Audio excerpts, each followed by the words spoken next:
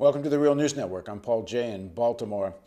A new report called 36 Hours, a report on the extrajudicial killing of 120 black people, points out how many killings of black youth and adults across the country still take place in America.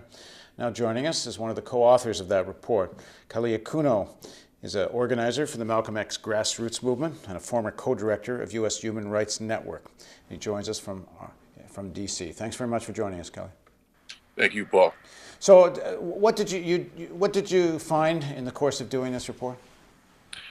Well, we found that number one, that the number of killings of from the police in particular were dramatically escalating from where they were 2 years ago. Now, I have to just let all your viewers know that there is no agency that keeps an official record. So when we say there was an escalation, this is based upon our own research and that of other organizations throughout the country who've been monitoring police activity.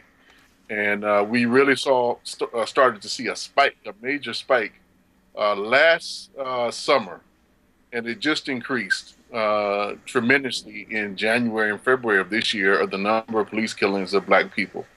And we did our first report based on those early findings in March, which highlighted that 30 people, black people, have been killed, primarily youth. And then as we kept monitoring the situation, we noticed by May already there were well over 100 black people who had been killed throughout the country. And as we kept digging deeper into local news, that the number was just staggering, and that we wanted to bring it to light because there was no major media exposure of this escalation of killing of black people whatsoever. And how do you account for the increase? You know, Paul, I think we really are looking at a couple of different factors here. Number one, the heightened racial tension in the United States, I think, is the greatest factor. And when we really look at all the different kind of police departments and law enforcement agencies that are, in some cases, positively trying to not comply with some of the laws around immigration, but all the different, I think more importantly relative to this, all the different police departments that have said they are not going to follow federal registrations and rules and mandates, and they were kind of very openly and openly defying the Justice Department and particularly Barack Obama.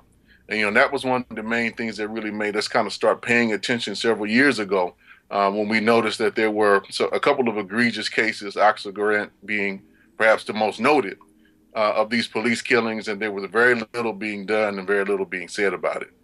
But there's other factors, I think, like the economy, the changing demographics, which I think is a very real issue throughout the country, and how that's kind of stoking some of these fears that we talked about. I've seen talked about on your show and others.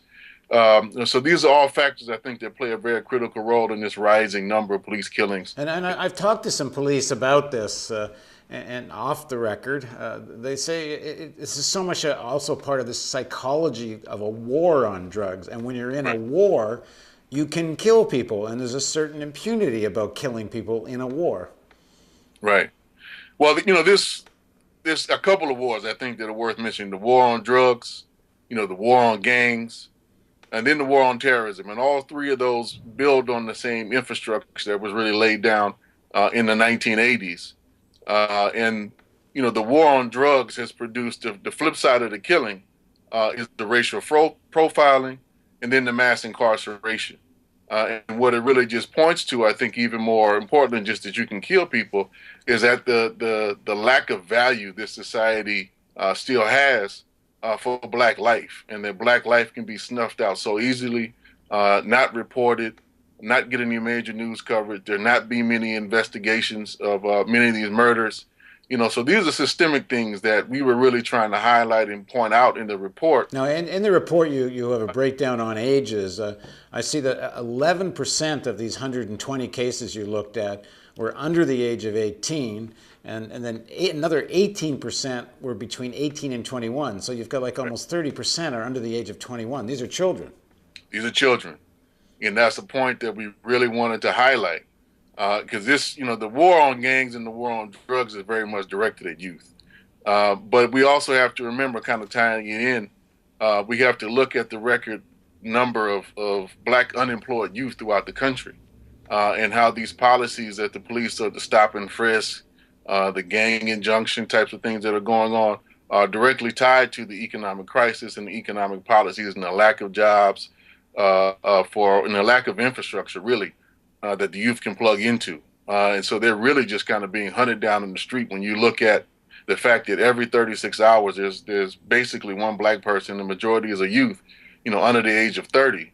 I mean, that's a pretty significant number that society needs to start paying attention to, because it's just some very deep issues. Now, we've looked into some of the cases in Baltimore. This year, there's almost a dozen black youth have been killed. Only one apparently was armed.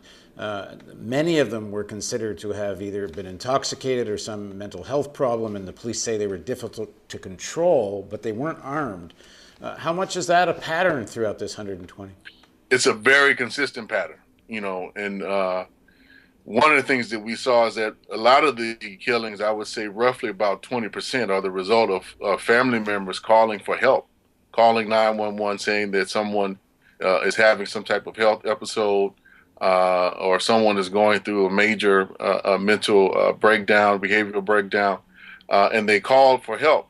And instead of help, in terms of social services being called out, they send out the police, many of whom are not trained and have very little regard, as I was mentioning, for black life. And instead of trying to react to the situation in terms of finding out what's wrong and how to calm the situation down, the first thing they do is reach for their guns and use violence as the only means of controlling the situation.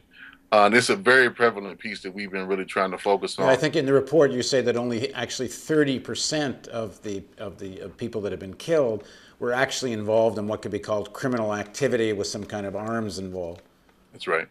And, even that, Paul, we have to mention is speculative, because these are reports we have, so folks are clear on how we gathered our information. Most of this was from local police reports and from local media, most of which is very favorable to the police.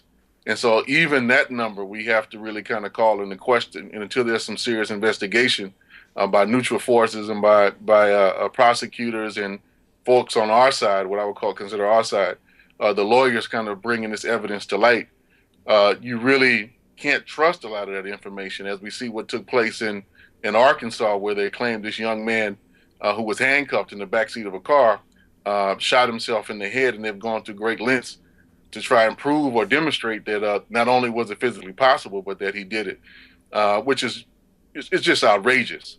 But we have to kind of take a lot of that information with a grain of salt until we can actually do the type of investigation that's needed to demonstrate where these folks what type of activities were. So what conclusions do you draw from this? What do you want to see done? Well, we're asking for, number one, that the federal government has to look in and address this as a human rights crisis. And it has to come to some level of control over the various law enforcement agencies throughout the country. And we have to kind of go beyond this federalism argument that is often used, that the states make up their own rules and regulations, when we know very well that particularly if you look at immigration, the federal government issues all types of mandates all the time that it's expecting local law enforcement to comply with. So what we're calling for is a national plan of action on racial justice to look at this issue systematically and to address it. And on the immediate level, we're asking for a database to keep this information. We're asking for federal injunctions on several of the cities like Baltimore, where there have been multiple cases throughout this year, and to take this seriously. That's what we're definitely asking for from the federal government. Now, some of this has to do with the whole underlying issue of the war on drugs and the whole policy towards drugs. Certainly most of the cases in Baltimore supposedly were connected to drugs in one way or the other. I mean, how much is reform or complete change of American drug laws necessary to change this whole culture? Absolutely necessary. The decriminalization component is something that we're fundamentally for. But we have to, I think, also reframe some of that, Paul, which is some of the work that we've been doing in the Malcolm X grassroots movement. And that just the decriminalization alone won't necessarily deal with the deeper economic structural crisis that confronts the Black community and many other oppressed communities in this country.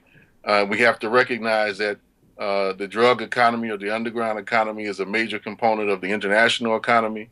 It ties the black community wherever. If you're in Baltimore, if you're here in Atlanta like I am, or Los Angeles or New York, you're very much tied into channels and circuits of production and distribution and exchange, very much rooted in the Andean region or Afghanistan with the production of poppy. So it's an international question that we really have to look at that focuses on, how are these communities going to live when there basically are no jobs and folks have to resort to the underground economy to basically survive. So criminalization or decriminalization in and of itself won't solve some of these problems. It'll be the first step in taking these police, off of our streets, hunting our youth. But we have to kind of deal with the economic issues that underlie it, I think, in a much more deeper, fundamental, and transformative way. Yeah, this is what the kids here in Baltimore are calling the school to prison pipeline. That's right. That's right. So we have some major challenges and some major restructuring of this economy and the policies that structure it that we're really calling for, and that's one of the pieces that we are definitely pushing for in a comprehensive sense by asking for this national plan of action on racial justice. It's not just focused on racial profiling or police brutality or extrajudicial killings. It has to be something that deals with the economic foundations of the society and really deals with some redistributive policies and practices that impact the black community and other communities. All right, well, we're going to have a link to your report down below the video player. Thanks very much for joining us. Thank you. And thank you for joining us on the Real News Network.